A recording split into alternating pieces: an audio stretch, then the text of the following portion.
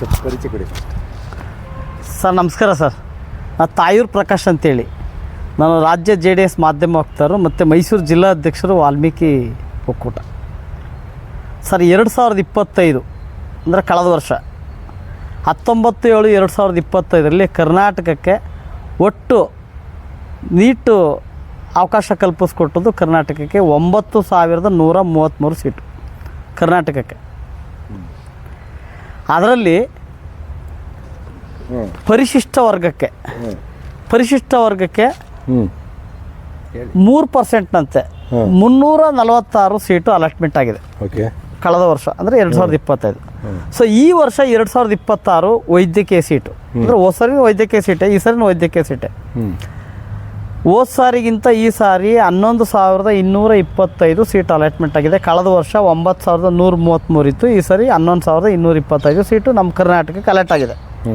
So 3% ಪ್ರಕಾರ ನಮ್ಮ ಪರಿಶಿಷ್ಟ ವರ್ಗಕ್ಕೆ 337 ಸೀಟು ಅಲಾಟ್ಮೆಂಟ್ ಆಗಬೇಕಾಗಿರ್ತಕ್ಕಂಥದ್ದು 3% ಸಂವಿಧಾನಾತ್ಮಕವಾಗಿ. ಸೊ ಈಗೇನು ಮಾಡಿದ್ದಾರೆ, ಕರ್ನಾಟಕ ಪರೀಕ್ಷಾ ಪ್ರಾಧಿಕಾರ ಕೊಟ್ಟಿರ್ತಕ್ಕಂಥ ಕರಪತ್ರ ಇದು ನಂದಲ್ಲ, ಪ್ರಾಧಿಕಾರದವರೇ ತಿಳಿಸಿರ್ತಕ್ಕಂಥ ಮಾಹಿತಿ. ಕೇವಲ 178 ಸೀಟ್ ಮಾತ್ರ ಅಲಾಟ್ಮೆಂಟ್ ಆಗಿದೆ. ಇನ್ನು ಉಳಿಕೆ 3% ಅಂತೆ, ಒಟ್ಟು 337 ಸೀಟ್ಗೆ ನಮಗೆ ಕೊಟ್ಟಿರ್ತಕ್ಕಂಥದ್ದು ಕೇವಲ 178. ಇನ್ನು ಉಳಿಕೆ 159 ಸೀಟು ಏನಾಗಿದೆ ಅಂತಕ್ಕಂಥದ್ದು ಭಾಳ ನಿಗೂಢವಾಗಿದೆ. ಸೊ ನಾನು ಹೇಳ್ತಾ ಇದ್ದೀನಿ, ರಾಜ್ಯ ಸರ್ಕಾರಕ್ಕೆ ಇದು ವ್ಯಾಪಾರ ಆಗಿದೆ ಅಂತಕ್ಕಂಥ ಒಂದು ಗುಮಾನಿ ಇದೆ.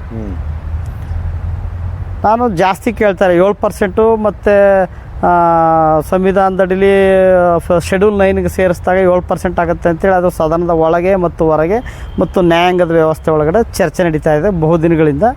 ಅದು ಚರ್ಚೆ ಆಗಿ ಅದು ಸಮಸ್ಯೆ ಬಗೆಹರಿದಾಗ ನಮ್ಗೆ ಇನ್ನೂ ಜಾಸ್ತಿ ಸೀಟ್ ಸಿಗುತ್ತೆ. ಸೊ ಈಗ ನಾವು ಕೇಳ್ತಿರೋದು ಪರಿಶಿಷ್ಟ ವರ್ಗಕ್ಕೆ ಕೇವಲ 3% ಅಷ್ಟೇ ಕೇಳ್ತಾ ಇರೋದು. ಅಂದರೆ ನಮಗೆ ಆದೇಶ ಆಗಿರ್ತಕ್ಕಂಥದ್ದು ಕೇವಲ 3%, ಇನ್ನು 7% ಆಗಿಲ್ಲ.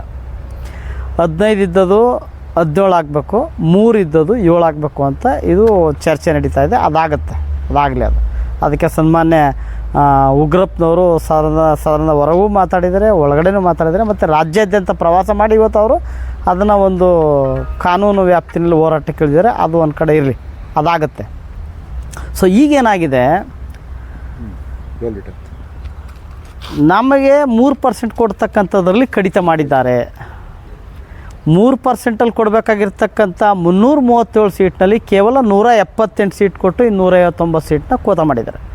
ಸೊ ಕರ್ನಾಟಕ ಪರೀಕ್ಷಾ ಪ್ರಾಧಿಕಾರ ಏನು ಹೇಳ್ತಾ ಇದೆ, 8ನೇ ತಾರೀಕು 2026 8ನೇ ತಿಂಗಳಲ್ಲಿ ರಾತ್ರಿ 12 ಗಂಟೆಲಿದ್ದ ಅನೌನ್ಸ್ ಮಾಡಿ 18ನೇ ತಾರೀಕು 8ನೇ ತಿಂಗಳಲ್ಲಿ ಕೇವಲ 8 ದಿನಕ್ಕೆ ಇದನ್ನ ಕಟಾಪ್ನ ಲಾಸ್ಟ್ ಮಾಡಿ ಈ ಸೀಟನ್ನು ಬೇರೆ ಕಡೆ ಖಾಸಗಿ ಶಿಕ್ಷಣ ಸಂಸ್ಥೆಗೆ ಇದನ್ನು ಮಾರಾಟ ಮಾಡ್ತಾಯಿದ್ದಾರೆ ಅಂತಕ್ಕಂಥ ಒಂದು ಗುಮಾನಿ ನಮಗಿದೆ. ಸೊ ಹಾಗಾಗಿ ನಾನು ಹೇಳ್ತಾರೆ, ನಿನ್ನೆ UT ಸನ್ಮಾನ್ಯ ಆರೋಗ್ಯ ಮತ್ತು ಕುಟುಂಬ ಕಲ್ಯಾಣ ಸಚಿವರಾಗಿರ್ತಕ್ಕಂಥ UT ಖಾದರ್ ಸರ್ ಕೂಡ ನಿನ್ನೆ ಮೈಸೂರು ಪ್ರವಾಸ ವೇಳೆಯಲ್ಲಿ ನಾನು ಕೂಡ ಅವ್ರನ್ನ ಖುದ್ದು ಭೇಟಿ ಮಾಡಿ ನಾನು ಈ ಮನವಿಯನ್ನು ಕೂಡ ಅವ್ರು ಕೊಟ್ಟಾಗ ಅವರು ವೈದ್ಯಕೀಯ ಶಿಕ್ಷಣ ಸಚಿವರಾಗಿರ್ತಕ್ಕಂಥ ಶ್ರೀಯುತ ಶರಣ್ ಪ್ರಕಾಶ್ ಪಾಟೀಲ್ರವ್ರನ್ನ ಭೇಟಿ ಮಾಡಿ ನಾನು ಇದ್ರ ಬಗ್ಗೆ ಮಾಹಿತಿಯನ್ನು ಕೇವಲ 1 ದಿವಸದಲ್ಲಿ ನಿಮಗೆ ದೂರವಾಣಿ ಮುಖಾಂತರ ಮಾತಾಡ್ತೀನಿ ಅಂಥೇಳಿ ಒಂದು ಭರವಸೆಯನ್ನು ಕೊಟ್ಟೋಗಿದ್ದಾರೆ. ಸೊ ಅದು ಒಂದು ಕಡೆ ಆಯಿತು. ಈಗ ನಾಳೆ ರಾಜ್ಯದ ಮುಖ್ಯಮಂತ್ರಿಗಳು ಮತ್ತು ರಾಜ್ಯ ಮುಖ್ಯ ಕಾರ್ಯದರ್ಶಿಗಳಿಗೆ ಮತ್ತು ವೈದ್ಯಕೀಯ ಶಿಕ್ಷಣ ಸಚಿವರಿಗೆ ಮತ್ತು ಘನವೆತ್ತ ರಾಜ್ಯಪಾಲರಿಗೆ ಮತ್ತು ಕರ್ನಾಟಕ ಪರೀಕ್ಷಾ ಪ್ರಾಧಿಕಾರದ ಕಾರ್ಯದರ್ಶಿಗಳಿಗೆ ನಾನು ಮನವಿನೂ ಕೂಡ ನಾಳೆ ಸಲ್ಲಿಸೋದಕ್ಕೆ ಕೂಡ ನಾನು ಹೋಗ್ತಾ ಇದ್ದೀನಿ. ಸೊ ಈಗ ಕೇವಲ 3 ದಿವಸ ಉಳ್ಕತ್ತದೆ. ನಮಗೆ ಸರ್ಕಾರ 159 ಸೀಟ್ ಏನಾದ್ರು ಕೊಡೋದ್ರಲ್ಲಿ ವಿಫಲ ಆದರೆ, ಒಂದು ವೇಳೆ ಕೊಡಲಿಲ್ಲ ಅಂದರೆ ನಮ್ಮ ಹೋರಾಟ ವಿದ್ಯಾರ್ಥಿಗಳನ್ನು ಒಳಗೊಂಡಂತೆ ಉಗ್ರವಾದ ಹೋರಾಟವನ್ನು ರಾಜ್ಯಾದ್ಯಂತ ಪ್ರಾರಂಭ ಮಾಡಬೇಕಾಗ್ತದೆ. ಎಲ್ಲ ಮುಗ್ದೇ ಹೋಗಿರುತ್ತಲ್ಲ ಅವಾಗ ನೀವು ಅಲ್ಲ, ಈಗ ನಾವು ನಾಳೆನೇ ಪ್ರಾರಂಭ ಮಾಡ್ತೀವಿ. ಇದಕ್ಕೆ ನಾಳೆನೇ ಪ್ರಾರಂಭ ಮಾಡ್ತೀವಿ. ಟೈಮು ಕಡಿಮೆ ಇರೋದ್ರಿಂದ ಮತ್ತೆ ಎಕ್ಸ್ಟೆಂಡ್ ಮಾಡಿಸ್ತೀವಿ. ಒಂದು ವೇಳೆ ನಮಗೆ ನ್ಯಾಯ ಸಿಗ್ತಿಲ್ಲ ಅಂತ ಹೇಳಿದ್ರೆ ಇದರ ಆಧಾರದ ಮೇಲೆ ನಾವು ನ್ಯಾಯಾಲಯಕ್ಕೂ ಕೂಡ ಮೊಕದ್ದಮೆಯನ್ನು ಹಾಕ್ತಕ್ಕಂಥ ಕೆಲಸವನ್ನಕ್ಕೂ ಕೂಡ ನಾವು ಕಾರ್ಯಪ್ರವೃತ್ತರಾಗ್ತೀವಿ. ಅಲ್ಲ, JDS ಇಂದ ನಿಮಗೆ ಜ್ವಲಂತ ಸಮಸ್ಯೆಗಳು ರಾಜ್ಯದಲ್ಲಿ ಅಷ್ಟೊಂದು ಇದ್ರೂ ಅದೇನು ಪರಿಶಿಷ್ಟ ವರ್ಗದ ಮಾತ್ರ ತಗೋತಾ ಇದ್ರೆ ಬೇರೆ ಏನು ಅಲ್ಲ, JDS ರಾಜ್ಯ ಮಾಧ್ಯಮ ವಕ್ತಾರರಾಗಿರೋದ್ರ ಜೊತೆಗೆ ನಾನು ಮೈಸೂರು ಜಿಲ್ಲಾ ವಾಲ್ಮೀಕಿ ಒಕ್ಕೂಟದ ಜಿಲ್ಲಾ ಅಧ್ಯಕ್ಷರಾಗಿ ನನ್ನ ಸಮಾಜದ ಕಾಳಜಿಯನ್ನು ಕೂಡ ನಾನು ಜೊತೆಲಿ ತಗೊಂಡು ಹೋಗ್ತಾ ಇರ್ತೀನಿ. ಸಮಾಜದ ಕೆಲಸನೂ ಜೊತೆಲಿ ಮಾಡ್ಕೊತಾ ಇರ್ತೀನಿ. ಸಮಾಜದನ್ನು ಮಾಡಬೇಕಾಗ್ತದೆ. ಆದರೆ ಈಗಾಗಲೇ ಟೌನ್ಶಿಪ್, ಬಿಡದಿ ಟೌನ್ಶಿಪ್ ಹಲವಾರು ಹೋರಾಟಗಳು ನಡೀತಾ ಇದ್ದಾವೆ. ಅಲ್ಲಿ ಅದಕ್ಕೂ ಭಾಗವಹಿಸಿದ್ದೆ ನಾನು. ಅದನ್ನೇ ಇವತ್ತು ಪೋಸ್ಟ್ಪೋನ್ ಆಯಿತು. 18ನೇ ತಾರೀಕು ಫ್ರೀಡಮ್ ಪಾರ್ಕಲ್ಲಿದೆ, ಅದಕ್ಕೂ ಹೋಗ್ತೀನಿ. ನಾನು JDSನಲ್ಲಿ ಸಕ್ರಿಯವಾಗಿ ಕಾರ್ಯಕ್ರಮಗಳು ಭಾಗವಹಿಸ್ತೀನಿ, ಹೋಗ್ತಾ ಇರ್ತೀನಿ. ನಿಮ್ಮ ಸಮುದಾಯದಲ್ಲಿರ್ತಕ್ಕಂಥ ಸಚಿವರಾಗ್ಬೋದು, ಶಾಸಕರಾಗ್ಬೋದು, ಅವ್ರಿಗೆ ಯಾರಿಗೂ ಕಣ್ಣು ಮೂಗು ಕಿವಿ ಇಲ್ಲ, ಅವ್ರಿಗೆ ಎಲ್ಲ ಮಲಗಿದ್ದಾರೆ. ಅವರು ನಿಷ್ಕ್ರಿಯ ಆಗಿದ್ದಾರೆ. ಅವರು ನಿಷ್ಕ್ರಿಯ ಆಗೋಗಿದ್ದಾರೆ. ಅವರು ಇಡೀ ರಾಜ್ಯದಲ್ಲಿ ನಮ್ಮ ಪರಿಶಿಷ್ಟ ವರ್ಗಕ್ಕೆ ಸಂಬಂಧಪಟ್ಟಂತೆ ಸನ್ಮಾನ್ಯ ಮಾಜಿ ಸಂಸತ್ ಸದಸ್ಯರಾಗಿರ್ತಕ್ಕಂಥ VS ಉಗ್ರಪ್ಪನವರೊಬ್ಬರು ಬಿಟ್ಟರೆ ಇನ್ಯಾರೂ ಕೂಡ ಈ ಸಮಾಜದ ಬಗ್ಗೆ ಚಕಾರ ಎತ್ತಾ ಇಲ್ಲ. ಸೊ ನನ್ನ ಪ್ರಕಾರ ನಾನು ಹೇಳ್ಬೇಕಂದ್ರೆ ಉಗ್ರಪ್ಪನವರೊಬ್ಬರೇ ಅವ್ರು ನಿಜವಾಗ್ಲೂ ಅನ್ನ ಊಟ ಮಾಡ್ತಾಯಿದ್ದಾರೆ. ಇನ್ನು ಬೇರೆಯವ್ರು ಏನು ತಿಂತಾವ್ರೆ ಅಂತ ನನಗೆ ಗೊತ್ತಿಲ್ಲ. ಅದನ್ನ ಉಗ್ರಪ್ಪನವ್ರು ಮಾತ್ರ ಅನ್ನ ತಿಂತಾವ್ರೆ, ಮಿಕ್ತವ್ರು ಅನ್ನ ತಿಂತಾ ಇಲ್ಲ, ಅವ್ರು ಬೇರೆ ಏನೋ ತಿಂತಾ ಇದ್ದಾರೆ ಅಂತ ಹೇಳ್ಬೇಕೀಗ. ಹಾಗಾದ್ರೆ ನಿಮ್ಮ ಸಮುದಾಯ, ನಿಮ್ಮ ಸಮಾಜ ಬೇರೆ ಯಾರಿಗೂ ಅವಶ್ಯಕತೆ ಇಲ್ಲ. ಅಲ್ಲ, ಅವ್ರಿಗೆ ಅವಶ್ಯಕತೆ ಇದ್ದಿದ್ರೆ ಇಂಥ ದೊಡ್ಡ ಸಮಸ್ಯೆಗಳನ್ನ ಅವರು ಹೊರಗಡೆ ಚರ್ಚೆ ಮಾಡಬೇಕಾಗಿತ್ತು. ಇದು ಸಣ್ಣ ಪುಟ್ಟ ವಿಚಾರ ಅಲ್ಲ. ಇದು 159 ಮೆಡಿಕಲ್ ಸೀಟು ನಮ್ಮ ಸಮಾಜದ ಮಕ್ಕಳಿಗೆ ಇವತ್ತು ಕೋತ ಆಗ್ತಿದೆ ಅಂತ ಹೇಳಿದ್ರೆ ಅವ್ರಿಗೆ ಏನು ಹೇಳಬೇಕು ಅನ್ನೋದು ನನಗೆ ಅರ್ಥ ಆಗ್ತಿಲ್ಲ. ಅವ್ರು ಏನಾಗಿದ್ದಾರೋ, ಏನು ಹೇಳಬೇಕು, ಅವ್ರು ಎಲ್ಲಿ ಮಲಗಿದಾರೋ, ಏನು ಕತೆ ಗೊತ್ತಿಲ್ಲ ಅವ್ರಿಗೆ. ಪರಿಶಿಷ್ಟ ವರ್ಗದ ಹೆಸರನ್ನು ಹೇಳ್ಕೊಂಡು ಚುನಾಯಿತರಾಗಿರ್ತಾರಲ್ಲ, ಅವ್ರಿಗೆ ಏನು ಹೇಳಕ್ಕೆ ಇಷ್ಟಪಡ್ತೀರಿ? ಅಲ್ಲ, ಅವರು ನಿಜಕ್ಕೂ ಗೆಲ್ಲೋದಕ್ಕೆ ಜಾತಿ ಬೇಕು ಅಷ್ಟೇ, ಗೆದ್ಮೇಲೆ ಜಾತಿ ಬೇಡ ಅವ್ರಿಗೆ. ಗೆಲ್ಲೋದಕ್ಕಷ್ಟೇ ಜಾತಿ.